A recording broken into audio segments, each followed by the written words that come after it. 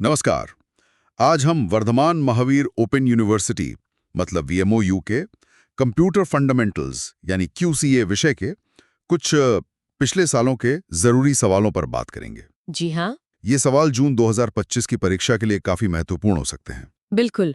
और देखिए, हमारा मकसद सिर्फ जवाब जानना नहीं है, बल्कि हर सवाल के पीछे जो कॉन्सेप्ट है उसको समझना है। सही कहा, ताकि तैयारी और भी अच्छी हो सके। हाँ, तो चलिए शुरू करते हैं।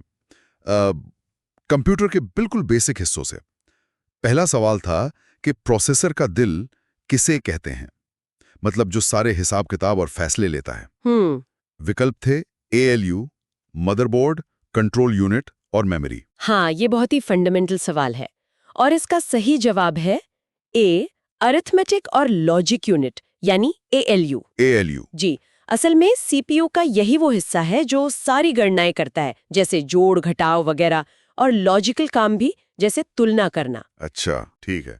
और जाहिर है कंप्यूटर सिर्फ सीपीयू से तो नहीं बनता, तो दूसरे सवाल इसी से जुड़े थे कि कंप्यूटर किन चीजों से मिलकर बनता है। हाँ, एक सवाल था जिसमें विकल्प थे CPU, memory, input output units. और एक और था कि कंप्यूटर सिस्टम में क्या क्या शामिल है, हार्डवेयर, सॉफ्टवेयर, पेरिफेरल्स। जी हाँ, और दोनों का ही जवाब था ये सभी। यानी सब कुछ जरूरी है। एकदम सही।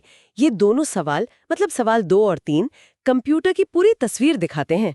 देखिए, एक काम करने वाले कंप्यूटर सिस्टम में हार्डवेयर तो होता ही है, जिसे हम छू सकते हैं। साथ में सॉफ्टवेयर भी चाहिए जो उसे चलाता है, और पेरिफेरल डिवाइस भी, जैसे कीबोर्ड, माउस, प्रिंटर वगैरह। ये सब मिलकर ही सिस्टम बनता है। और इन सब का मास्टरमाइंड है सीपीयू। इस पर भी सवाल थे। सवाल 4 था सीपीयू का पूरा नाम क्या है। हाँ, सेंट्रल प्रोसेसिंग यूनिट। और सवाल 5 था कि कंप्यूटर का दिमाग किसे कहते हैं। बिल्कुल। तो सीपीयू का पूरा नाम है सेंट्रल प्रोसेसिंग यूनिट। जी। और क्योंकि यही सारे निर्देशों को समझता है, प्रोसेस करता है और बाकी हिस्सों को कंट्रोल भी करता है, अच्छा, इसीलिए इसे ही एक कंप्यूटर का मस्तिष्क कहा जाता है। ठीक है।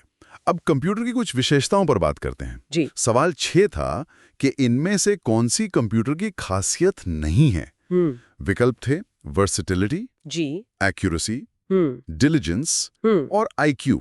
हाँ, ये दिलचस्प है। कंप्यूटर वर्सेटाइल तो है ही, मतलब कई तरह के काम कर सकता है। एक्यूरेट भी है, यानी सटीक नतीजे देता है। और डिलिजेंट भी है, बिना थके लगातार काम कर सकता है। लेकिन उसमें इंसानों की तरह सोचने समझने की शक्ति, मतलब DIQ नहीं होता। वो सिर्फ दिए गए निर्देशों पर काम करता है। सही है।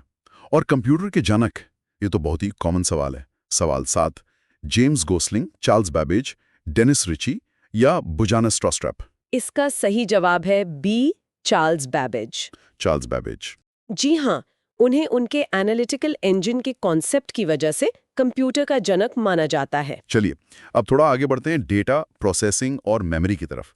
सवाल 8 था कि कच्चे डेटा को काम की जानकारी में बदलने की प्रक्रिया क्या कहलाती है। कंट्रोलिंग, आउटपुट, इनपुट या प्रोसेसिंग। ये प्रक्रिया है डी, प्रसंस्करण करना, या जिसे हम प्रोसेसिंग कहते हैं। प्रोसेसिंग। हाँ, कंप्यूटर का मूल काम यही तो है, इनपुट लेना, उसे प्रोसेस करना और फिर आउटपुट देना। और कंप्यूटर टेक्नोलॉजी कैसे बदली है वक्त के साथ। सवाल 9 था कि कंप्यूटर को कितनी पीढ़ियों में बांटा गया है, 2, 3, 5 या 7। देखिए, कंप्यूटर के विकास को टेक्नोलॉजी में आए बदलावों के आधार पर बांटा गया है, और इसे 5 पीढ़ियों में बांटा जाता है। 5 पीढ़ियां। जी, वैक्यूम ट्यूब से शुरुआत हुई थी और आज हम आर्टिफिशियल इंटेलिजेंस तक पहुंच गए हैं। अच्छा, कभी कभी प्रोग्राम में गड़बड़ी हो जाती है, कोई एरर आ जाता है। सवाल 10 था कि उस गड़बड़ी या त्रुटि का दूसरा नाम क्या है। बग, कर्सर, डीबग या फेलियर। कहते हैं। हाँ, डीबगिंग। अच्छा, मेमोरी और स्टोरेज में क्या फर्क है, इस पर भी एक सवाल था। सवाल 12 कि मेमोरी है और स्टोरेज है। विकल्प थे धीमा तेज, अस्थाई स्थाई, स्थाई अस्थाई। ये समझना बहुत जरूरी है। मेमोरी, जैसे कि रैम, वो आम तौर पर अस्थाई यानी वॉलेटाइल होती है। अस्थाई मतलब अगर पावर बंद हो गई तो उसमें रखा डेटा चला जाता है, लेकिन ये तेज होती है। दूसरी तरफ स्टोरेज, जैसे हार्ड डिस्क या SSD, वो स्थाई यानी नॉन वॉलेटाइल होती है। तो डेटा सेफ रहता है। हाँ, डेटा बना रहता है, पर ये मेमोरी से थोड़ी धीमी होती है। तो सही जोड़ी है अस्थाई स्थाई। ठीक है। अब कंप्यूटर बुनियादी तौर पर कौन से काम करता है? सवाल 12 था। अरिथमेटिक, लॉजिकल, स्टोरेज और रिलेटिव, या ये सभी? कंप्यूटर असल में ये सभी काम करता है, मतलब गणनाएं, अरिथमेटिक, तुलनाएं, लॉजिकल और डेटा को स्टोर करना और जरूरत पड़ने पर वापस लाना, स्टोरेज और रिलेटिव फंक्शंस। और किस तरह के कामों में ज़्यादा मेमोरी की ज़रूरत पड़ती है? इमेजिंग, ग्राफिक्स, वीडियो या इन सभी में? सवाल 13। देखिए, टेक्स्ट के मुकाबले इमेज, ग्राफिक्स और खासकर वीडियो फाइल्स काफी बड़ी होती हैं, तो जाहिर है ये इन सभी कामों में ज्यादा मेमोरी और स्टोरेज दोनों की जरूरत पड़ती है। बिल्कुल। अब बात करते हैं इनपुट और आउटपुट डिवाइस की। सवाल 14 था कि अगर कोई प्रोग्राम चलते चलते बीच में रोकना हो तो कीबोर्ड की कौन सी की दबाते हैं? डेल, एंटर, इंस या एस्क? इसके लिए आमतौर पर एस्क की यानी एस्केप की का इस्तेमाल होता है। एस्क, ठीक है। और कंप्यूटर में डेटा डालने के लिए क्या इस्तेमाल करते हैं? सीपीयू, कीबोर्ड, प्लॉटर या प्रिंटर? सवाल 15। डेटा डालने के लिए मतलब इनपुट देने के लिए जो मुख्य डिवाइस है वो है बी, कीबोर्ड। कीबोर्ड। जी। अगला सवाल 16। कंप्यूटर चालू करते समय जो सिस्टम को स्टार्ट करता है उस प्रोग्राम को क्या कहते हैं? Initialization, boot, source code? उसे बी बूट कहते हैं और पूरी प्रक्रिया बूटिंग कहलाती है। बूटिंग। हाँ, यही प्रोसेस ऑपरेटिंग सिस्टम को मेमोरी में लोड करता है और कंप्यूटर को इस्तेमाल के लिए तैयार करता है। ठीक है। आखिर में कुछ सॉफ्टवेयर, फाइलें और भाषाओं से जुड़े सवाल। पीडीएफ का मतलब क्या है? सवाल 17। पीडीएफ काफी इस्तेमाल होता है। इसका मतलब है portable document format. Portable document format. जी, इसकी खासियत यह है कि ये किसी भी डिवाइस पर डॉक्यूमेंट को लगभग एक जैसा दिखाता है, फॉर्मेटिंग बदलती नहीं है। अच्छा। सवाल 18 था ग्राफिक्स फाइल एक्सटेंशन के सही ग्रुप के बारे में। कई विकल्प थे, सही वाला कौन सा था? हाँ, उसमें जो ग्रुप सही था वो था डी, जेपीजी, जीआईएफ, बीएमपी।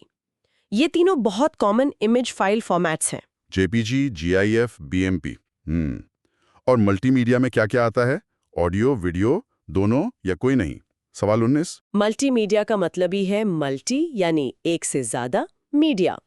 तो इसमें टेक्स्ट, इमेज के साथ साथ ऑडियो और वीडियो दोनों ही आते हैं। दोनों, ठीक है। किसी डॉक्यूमेंट को प्रिंट करने से पहले ये देखना कि वो कागज पर कैसा दिखेगा, इसके लिए क्या इस्तेमाल करते हैं?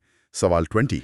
इसके लिए ए प्रिंट प्रीव्यू का इस्तेमाल करते हैं। Print preview? हाँ, इससे पता चल जाता है कि पेज सेटिंग ठीक है या नहीं और कागज और स्याही की बचत भी होती है। और अगर कोई डॉक्यूमेंट पहले से बना हुआ है, उसमें कुछ बदलाव करना है तो उसे क्या कहते हैं? बनाना, संपादन, प्रारंभक या समायोजन? सवाल 21। इसे बी संपादन या एडिटिंग कहते हैं। एडिटिंग। जी। सेकंड लास्ट सवाल 22।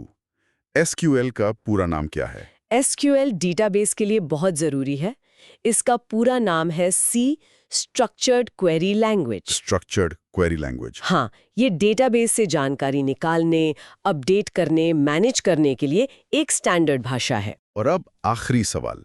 कंप्यूटर असल में मतलब बिल्कुल बुनियादी तौर पर कौन सी भाषा समझता है? असेंबली, बाइनरी, बेसिक या सी? ये बहुत महत्वपूर्ण है। कंप्यूटर सीधे तौर पर सिर्फ और सिर्फ बी बाइनरी लैंग्वेज ही समझता है। बाइनरी यानी 0 और 1? बिल्कुल, सिर्फ 0 और 1, जिसे मशीन लैंग्वेज भी कहते हैं। हम जो भी हाई लेवल भाषाएं जैसे सी, जावा, पाइथन लिखते हैं, उन्हें आखिर में कंपाइलर या इंटरप्रेटर द्वारा इसी बाइनरी भाषा में बदलना पड़ता है ताकि प्रोसेसर उसे समझ सके। अच्छा, तो हमने आज कंप्यूटर फंडामेंटल्स के कई जरूरी पहलुओं को कवर किया। सिस्टम के घटक, डेटा प्रोसेसिंग, मेमोरी के प्रकार, इनपुट आउटपुट डिवाइस और सॉफ्टवेयर व भाषाएं भी। हाँ, और ये समझना जरूरी है कि परीक्षा में अच्छे नंबर लाने के लिए सिर्फ इन जवाबों को रटना काफी नहीं है। इन सब के पीछे जो सिद्धांत हैं, जो कॉन्सेप्ट्स हैं, उनकी समझ होना बहुत आवश्यक है। सही बात है। क्योंकि हर नई तकनीक इसी बुनियाद पर खड़ी होती है। बिल्कुल सही कहा। तो जाते जाते एक विचार श्रोताओं के लिए छोड़ जाते हैं। सोचिए, कंप्यूटर सिर्फ 2 ही चीजें समझता है, 0 और 1 यानी बाइनरी। इतनी सरल सी बुनियाद पर आज की ये इतनी जटिल, इतनी शक्तिशाली डिजिटल दुनिया कैसे बन गई? इस पर सोचिएगा जरूर। दिलचस्प सवाल है। तो आज की ये जानकारीपूर्ण चर्चा यहीं समाप्त होती है। धन्यवाद। धन्यवाद।